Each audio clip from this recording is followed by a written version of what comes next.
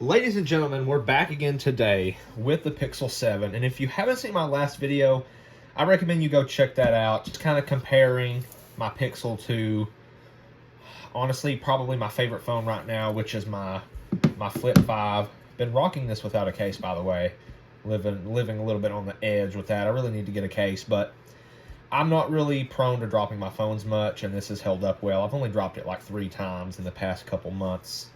And a lot of the times I drop it, it has been folded up. So, and when I place it down, I try to be, I don't try to just throw it down or anything like that. I try to be gentle. But anyway, back today with the Pixel 7, and I've had a little bit of time to think about this, and I've gotten some feedback from viewers on my Pixel video, and I just wanted to talk about, I guess overall, the Pixel is a bit of a niche product, okay? And we're going to talk about that today. So, one of the most attractive features that kind of won people over to the Pixel was like day one updates and timely updates. Those updates would be on time every month, month after month, and people just liked having those updates, okay? And then, of course, Google started doing the Pixel feature drops. And it just seems like for the past, what seems like 2 years, Google has been very hit or miss, Today is, what is today? March the 9th. And Google said we won't have March's update until the 11th. So that's 2 more days away. And there's also articles right now surfacing on the web about Gemini Nano. I haven't looked into that much, so I can't really speak on that or what that does. Apparently, it's supposed to be kind of an assistant replacement or a rival. I'll have to look more into that. But anyway, so apparently the Pixel 8 is not going to get the Gemini feature, and Google is claiming, like a lack of hardware, okay? And that's just a bit of a bummer because Google kind of, promises these features and then they're very hit or miss on them, and it just feels like sometimes they go back on what they say.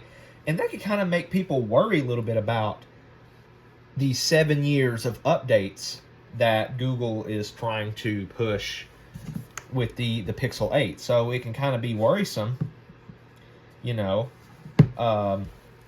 it's like, hey, are they actually going to do 7 years of updates? And personally, to me, I don't think anyone should really be keeping a phone that long. I mean, you could probably make it last that long if you get like the first thing you're going to have issues with is your battery life. It's honestly not going to be performance. It's going to be your battery. After the 3-year mark, and especially probably the 4-year mark, after you get all those charge cycles on your battery, you're going to need a replacement. And, I recommend people upgrade their phone probably every 4 to 5 years. If you can go that long. Now, for me, it's different. I'm much more into this whole tech scene with mobile phones and stuff. I'm kind of a tech enthusiast. I love it. I really don't need the kind of phones I have, but I greatly enjoy it as a hobby and making videos and providing, my viewers with information and options out there in the market. Because let's face it, the smartphone market is a very saturated market. There's all sorts of options, so it can be difficult because phones are expensive, and you want a phone that's going to, of course, have good performance, a good display. Some people, they want different things in a phone. Some people are okay with a slightly lesser display quality over battery life. It just depends on what you want. But overall, phones are expensive and you want it to last a while. But anyway, so, Google has been hit or miss with updates, it seems like. And, you kind of just have to be a fan of the Google Pixel software. There's kind of like extra steps to everything, it seems. You know, like if we open my Flip 5 here, let's turn the brightness up a little bit on this so you guys can see.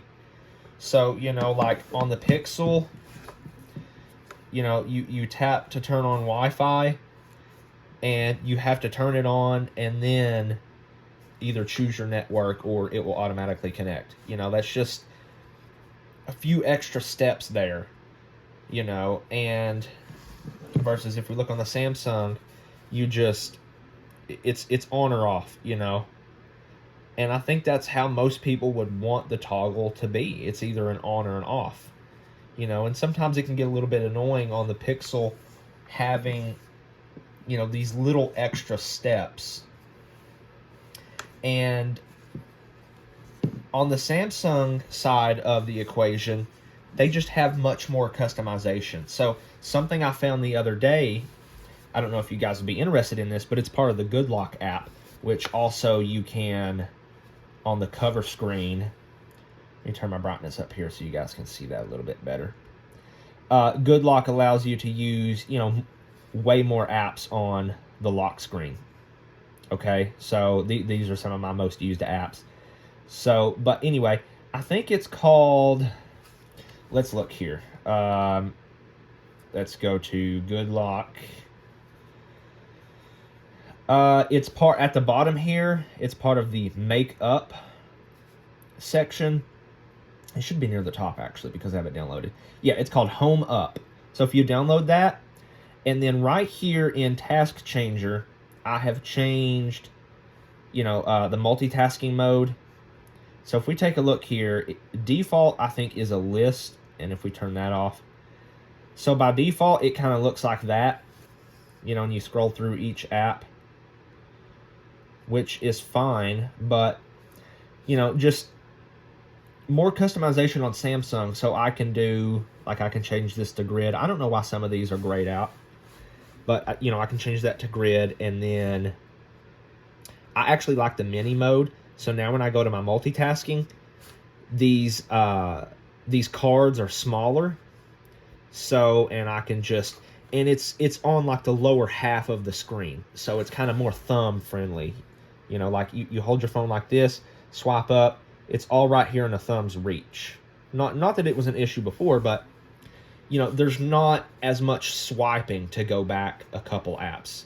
You know, you have 1, 2, 3, you have 6 apps right here in this one view that you can just quickly jump into. You know, and customizations like that just aren't really on the Pixel. I know you can get different launchers. Nova launcher is really popular. But just all these little customizations you can do on Samsung that kind of segues into what I'm trying to say here. Samsung phones can serve both purposes, you know. It can be a basic experience if you want it to be, if you like that Pixel experience. It can be that basic phone experience, or if you're an enthusiast like me, you can really dive in and just customize so many aspects of your phone to make more sense to you. And so that's why the Pixel kind of has that niche audience, because you kind of have what you're given, and it's just not very in-depth, you know. And so let's kind of transition in here to talk about the hardware. So I've had a lot of comments on my videos, people just saying, you know, of course it was the updates, which I've already talked about, but the performance, the Tensor, right? It's such a topic of conversation with the Tensor chipsets on the Google Pixels. And some people say, you know, the performance sucks, or it has modem issues. And that could be a valid point. But I have used many Pixels. I have used, let's see, I had a Pixel 2 XL, and then I actually did a bit of a side grade, so this one didn't make much sense, but I had a Pixel 3a XL, and then I had a Pixel 6 for quite a while, and now I've had my Pixel 7. So, and keep in mind, now my Pixel 2 XL, I had that for like 2 years, I believe, or close to it. Same thing with my Pixel 3a XL, had that for quite a while, and ended up selling that because at the time, I was kind of in the mindset of, this isn't a very good device. That was kind of the first try that Google had at it, with the Tensor, the all Google phone, the Tensor G1, or whatever you want to call it, the original Tensor. And so that's when they really kind of started to have to work out the kinks of like optimizing the Google Android experience for the Tensor chipset. So I maybe had that for a year, and then maybe a year went by, and I was like, you know what? I want to try out the Pixel 7. And honestly, about a month before the Pixel 8 came out, pretty much the rumors were confirmed about the price increase. And so I was like, you know what? I think the Pixel 7 is worth $449. That's what I paid for it. I think the Pixel 7 is worth $449, and the Pixel 8 is, what is it, $5? No, it's $699. So I was like, you know what? I kind of want a Pixel device again. And so I bought the Pixel 7. And I don't know if you guys noticed this or not, but this is kind of a good example. Down here I have the Samsung browser. Okay? Not that anything is wrong with Google Chrome, but for me and how I use my phones, there are 3 features that the Samsung browser has that I just have become a must-have for me. And that is, actually, can we take a look at it here without showing any like browser history or anything like that? If we hit the menu and we go to settings down here. So the 3 settings for me that have become just so, I use web browsers a lot on my phones. So, and I searched, and there's just no real way to do this with Chrome Mobile. The high contrast mode, makes everything more contrasty. The controls on the bottom, when you're trying to browse the web, the controls are all high contrast, very easy to see, okay? So there's that. Let's see, what else was there? The setting that I turn on, it basically, it shows right here, layout and menus, show address bar at the bottom, right? Can't do that on Chrome. In 2024, that is not an option on freaking Chrome Mobile. You got to stretch all the way up to the top and to click on anything. It should be down low. It's just way more natural feeling. So show address bar at the bottom, and then show the tab bar. So you can still swipe on your tabs, but the tab bar is just this right here. So if we add a few tabs, you can quickly just jump between tabs, and I like that. So, those are the 3 settings for me that have just become like a must. That's just not available on the Chrome mobile browser. But anyway, circling back to performance, I just feel like the same people who talk about performance of the Tensor chipset, we can sit here and say, hey, yes, a $1,000 flagship phone should probably have the flagship Qualcomm chip, Snapdragon 8 Gen 2 or Snapdragon 8 Gen 3, right? But when it comes down to it, we can look at the benchmark numbers all day long. Tensor, insert Tensor whatever, Tensor G2, Tensor G3, versus Snapdragon 8 Gen 2 or Snapdragon 8 Gen 3. And yes, in a lot of benchmarks, the flagship Qualcomm Snapdragon chip will handily beat the Tensor chipsets, okay? But if you don't look at that, if you don't look at those numbers and you just pick up the phone and you use it like most normal people use their phones, which is you're using social media, you're opening apps that don't take much power to open. Your Photos app, Play Store, email, the phone app, text messages, a web browser, you're snapping some photos, right? All just basic apps. And between my Galaxy here, the Snapdragon 8 Gen 2 and the Tensor G2, I do not feel like at all the Google phone is slower than the Snapdragon 8 Gen 2 in regular daily use. All right, so people like to throw out the benchmarks: Genshin Impact, Antutu, Geekbench, you know, all these benchmarks, and they like to put a number on it. Well, the Snapdragon such and such is 20% better than the Tensor G2, whatever, okay? But if you just pick up the phone, you know, let's take the Pixel 8 and the 8 Pro, for example, versus like an S24 or S24 Plus, okay? If you, other than the features, right? Because there is differences in features of Samsung versus the Pixel, okay? If we just kind of ignore those temporarily and we just strictly talk about performance, most people aren't going to be disappointed with the day-to-day experience of the Pixels.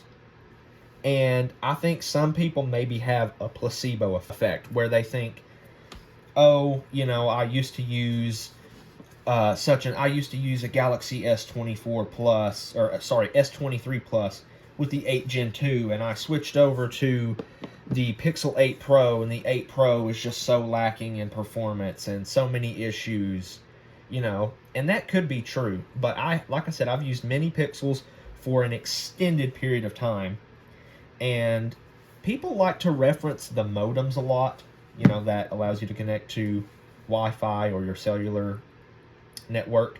Okay, a lot of phones that I have used, even my Samsung here, when you use a phone on mobile data, most phones are going to get warm, okay? Now, some phones may get a little warmer than others, but there could be other factors at play, okay?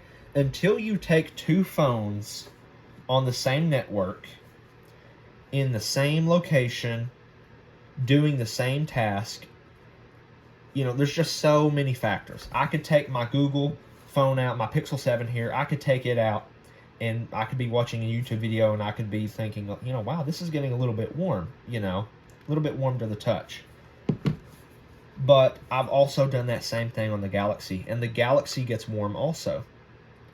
So, you know, we can talk about performance, we can talk about maybe bugs that the Pixel has, but for most people, they can pick up a Pixel, not factor in any benchmark numbers or anything like that, and in daily use, the Pixels are just fine. So, you know, sure, it doesn't top the charts in benchmarks or anything like that, but, you know, if we go back and we look at a flagship from 4 years ago, the S20, right?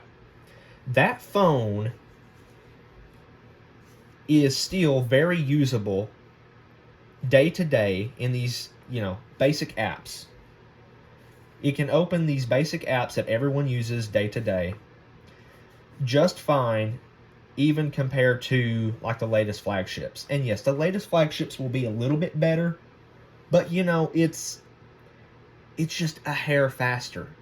So we've kind of, for the past 4 years, maybe even 5, we've kind of plateaued in terms of how fast these basic apps can open.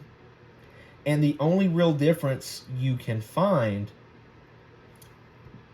of like the Tensor CPU versus like the Snapdragon 8 Gen 2 or Gen 3 is like the heavy workloads, you know, like editing video, or you're trying to mix down audio or things like that. Maybe gaming too, right?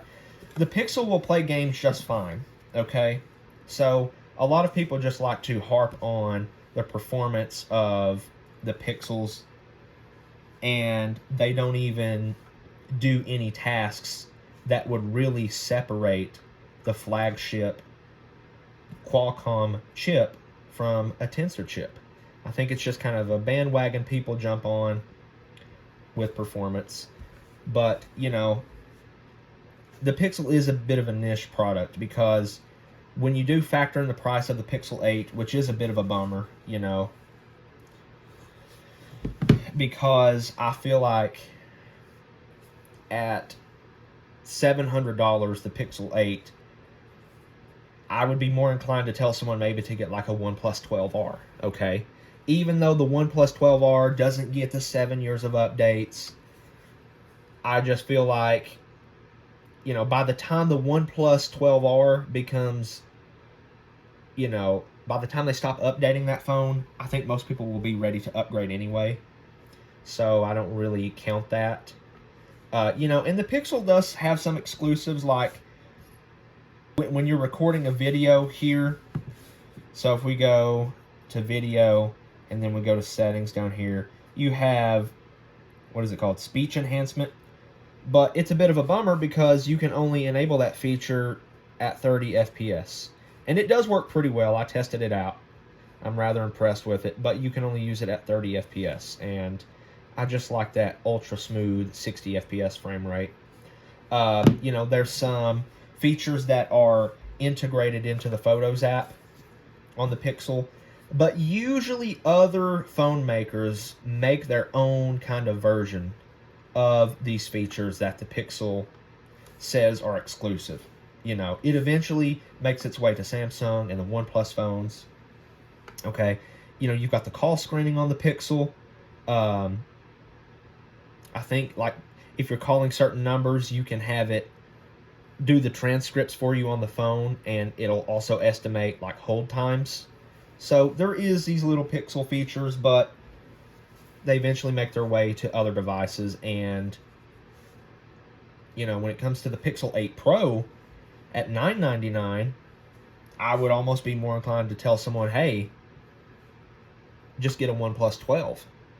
You know, so that kind of wraps up this video of me trying to hopefully put my thoughts out there a little bit more clearly of the Pixel being a bit of a niche kind of device. Not a bad device at all. It really isn't. It has all the functions. It has it checks a lot of boxes that the flagship phones do. It's kind of a quirky device, you know. But I do feel like Google should it won't happen, right? But I do feel like they shouldn't have increased the prices on the Pixel 8 series phones. So I appreciate you guys watching. Let me know your thoughts down in the comments, and I hope to see you in the next video.